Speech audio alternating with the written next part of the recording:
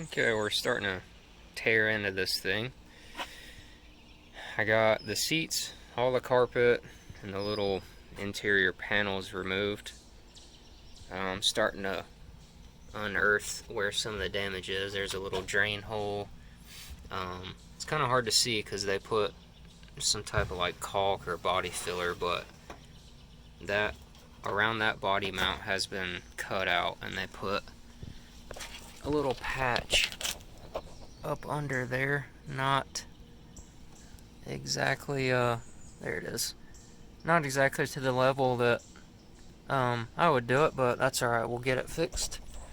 Over on the driver's side is really the worst.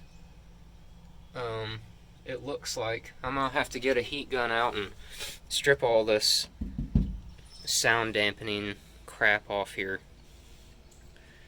I just started taking the headliner out. It's got double-sided tape that holds it behind the pinch weld. Come on, focus. Behind the pinch weld trim that goes around the door. And then it's also tucked in behind the windshield rubber seal and the rear window. The rubber on this thing, I mean, pretty much every piece of rubber on the truck is just trash. It's pretty old at this point. It's got huge holes. All the window seals are just cracked at all the corners because they shrunk so much. So I think I'm just going to focus on the floor for right this minute.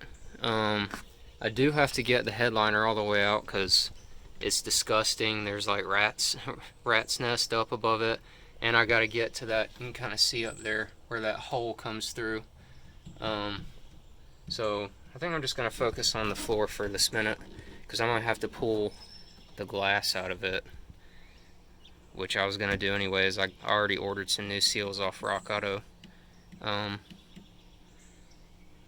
So that's just a little update. I got all my parts all organized back here, put everything in plastic bags and labeled it. The seat is pretty much trash. The carpet is pretty nasty. There was some type of bottle of brake fluid or something behind the seat that just kind of dissolved over time.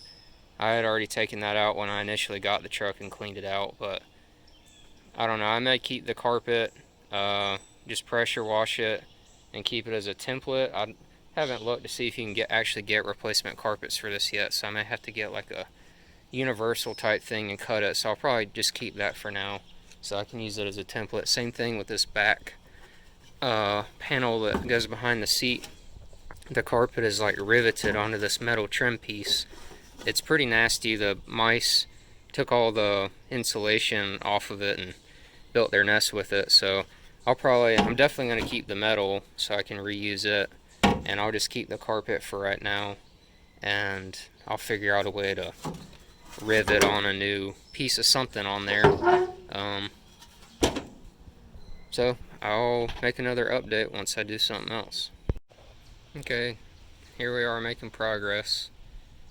I think last update talked about getting all this sound deadening stuff off the floor, so I removed all that with a heat gun. Underneath, like where your feet go, it came off pretty easy. This stuff back here is a little sticky, but all in all it didn't really take that long.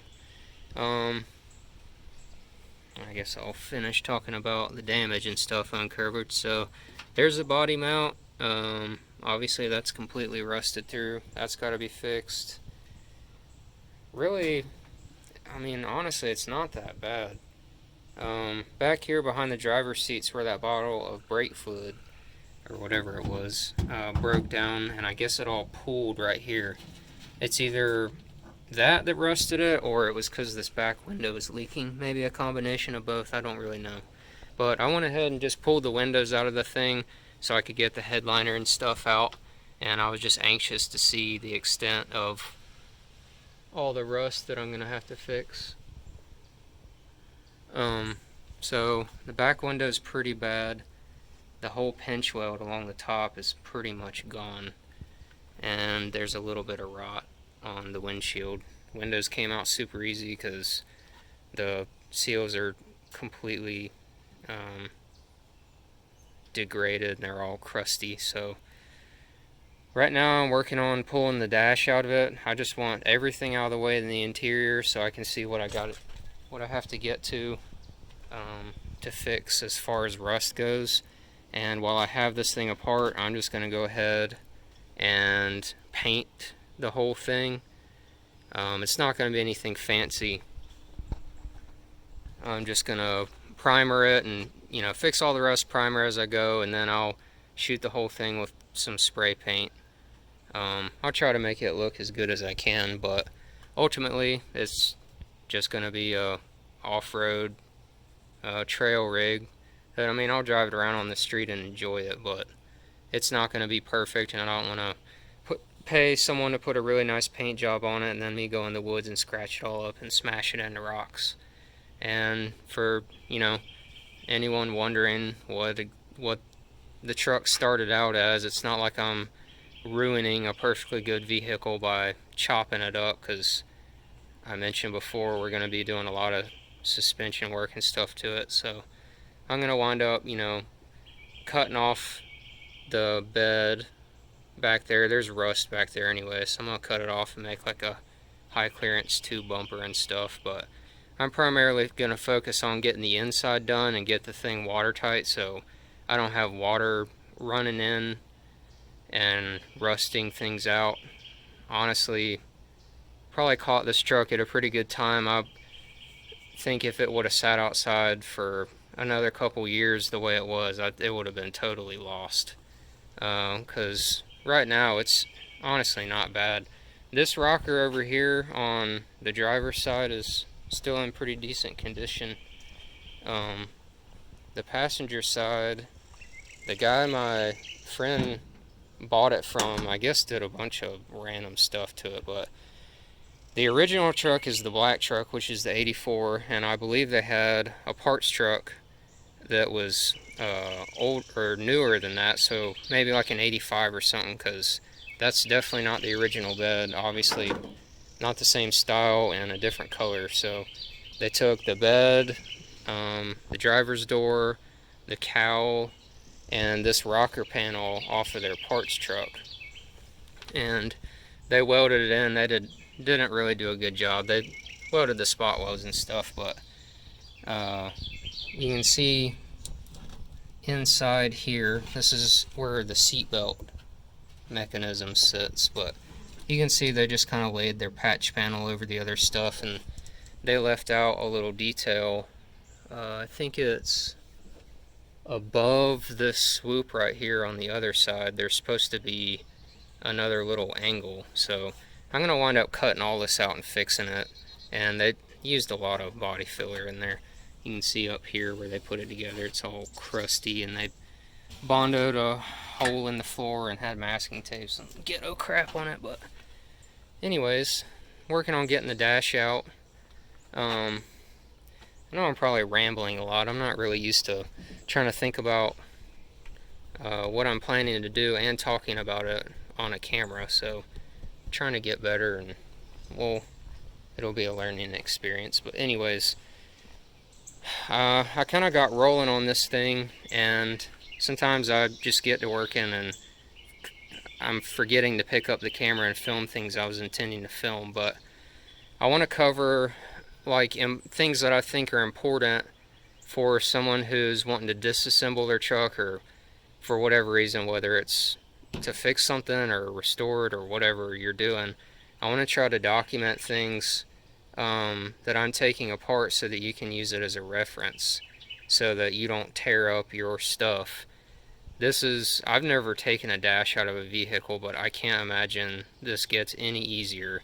All it is there's screws that are all visible, and they have these little rubber caps on them. I got them all stored away and labeled for reassembly later, but you just pop those off. They're just friction fit on the screw head.